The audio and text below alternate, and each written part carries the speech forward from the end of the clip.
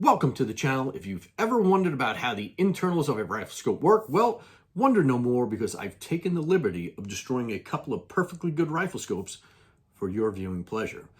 In this video, we're going to show you where all the lenses are inside of a scope. We're going to show you what's happening when you dial the elevation, the windage, and the parallax knob, what's happening when you dial the magnification ring. We're going to show you what's going on inside of an eyepiece. So I'm a very visual learner. I found that most of our students are very visual learners. I think that by watching this, it's going to help you tremendously on the range, so you're not just turning a dial, not really knowing what's happening. If you don't understand parallax, we already have a parallax video out there, so please subscribe, check out that video. I did make a new parallax demo model. I'll be posting that shortly as well. It's not as complicated as you think. So the first thing we're going to go over is how a rifle scope actually works. What is actually happening when you look through it and view an object. So for that, we're going to bust out a little diagram, and I'm going to show you that right now. Okay, so I have a couple of diagrams I'm going to show you. We'll go over them real quick. So a rifle scope works basically how your eyeball works. When you look at an image, you're seeing the light reflecting off of it. So the light reflecting off the image comes through the objective lenses. It is bent so it focuses on a point inside the scope. That is the first focal point. The image, I'm banging the camera, the image is actually upside down the first time. And this is exactly how your eyeball works. From here to here is how your eyeball works. This is the lens of your eye. This is the retina of your eye. When you see an image, it's actually upside down and your brain reverses the image to see the world right side up. So here's the first focal point. The light continues to crisscross. It goes into the erector assembly tube, which we're going to show you. It focuses a second point, which is the second focal point inside the scope. It continues to crisscross again through those lenses and comes out right side up through your eyepiece. All right, so this is how a scope basically works. Now, if you watch the parallax video or stay tuned for the next one, you'll notice that, again, and this isn't to scale, so please don't beat me up on this. When you look at an image at different distances, say 100 yards away, you'll notice when the light comes in, the first focal point where it's first focused the image, as opposed to something, say, 1,000 yards away, the focal point is not in the same spot. Now, it's important, if you know the basics of a rifle scope, you need the focused image to sandwich right on top of your reticle, right? So what's happening when you turn your parallax lens, this lens right here, so that would be this lens inside the scope. See that lens moving? Now it's barely moving. I drew a white line in there to hopefully you could see it a little better. It doesn't move much, but that's enough to be able to shift the image onto the same plane as your reticle. And that's important. If you don't understand why, watch the parallax video. So that's what the parallax lens does. It's able to shift the focused point of the image to where you need it to be on top of the reticle, basically, inside the rifle scope. All right, I'll try to make this short and sweet, but sometimes I ramble. So the first thing you'll notice is most scopes follow the same basic design. You're going to have an outer housing that holds all the internal parts. You're going to have objective lenses, and the amount of objective lens is going to vary from manufacturer to manufacturer. You may have 3 or even 4 lenses up front. If you have parallax, you're going to have a parallax lens. You'll have a parallax knob that moves the lens back and forth, windage knob, elevation knob, erector assembly tube, which we're going to explain in a moment. If you have a magnified optic, it's going to have a magnification ring, and then, of course, your eyepiece. So let's go to the erector assembly tube, because this is what you're actually looking through, this tube right here. When you look through, I'm going to move this camera for a second. When you look through a rifle scope, you're actually looking through this tube. The rest of it is just the outer housing. So a lot of people don't even realize that the erector assembly tube is what you're looking through. So when you turn your magnification ring, there's lenses in here that slide back and forth, and that is what shrinks or magnifies what you're looking at. So in a first focal plane scope, your reticle will be etched on a piece of glass in front of the magnification ring. So when you turn it, you are magnifying the reticle along with the image, so the reticle will get thicker and wider and bigger, and it will shrink as you shrink it. In a second focal plane scope, the reticle is etched on a piece of glass behind the magnification ring, so obviously as you're turning the magnification ring, nothing is happening to that reticle. It stays the same size. So years ago, they used to make the reticles in cheap scopes out of wire. See that? And that actually has subtensions, hash marks on the reticle. That's an old wire reticle. Real cheap. You can imagine that's really not the best way of doing that. And inside this scope, let's see if you can see it. This one's etched on a piece of glass, also a second focal plane scope. So you can see the little crosshair there. There's actually more to it that you can't see in the camera. Again, so second focal plane, reticles etched on a piece of glass behind the magnification ring. First focal plane in front of it. Parallax knob. So this throws a lot of people off. If you haven't watched the video, please watch our parallax video. We explain it in just a couple of minutes. But remember how we said when you look at an object, say 100 yards away versus 1,000 yards away, the focused image when it comes into the scope is in a different spot. So if my reticle in a first focal plane scope is etched here, I need the focused image to land right on top on the same plane as my reticle. If they're not, that's when I can get parallax if my head position behind the rifle is not correct.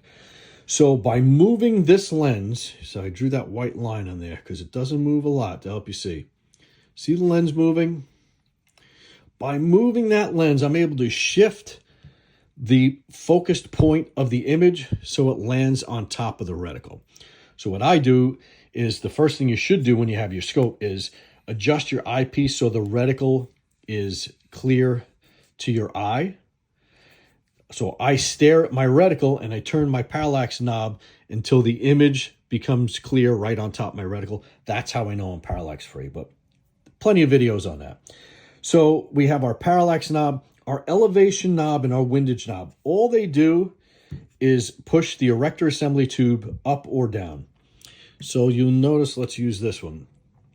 Notice the spacing between my erector assembly tube. Remember, this is the only thing I'm looking through. When I dial my elevation knob, it's pushing it down or it's moving it up. See it? Barely moving though. So from my 1,000-yard number to my 0, this may only move up and down 1/2 of a degree. So all those clicks may only move my line of sight through this erector assembly tube down 1/2 of 1 degree. So you can imagine the precision engineering that has to go into the components that make up this elevation knob and the windage knob.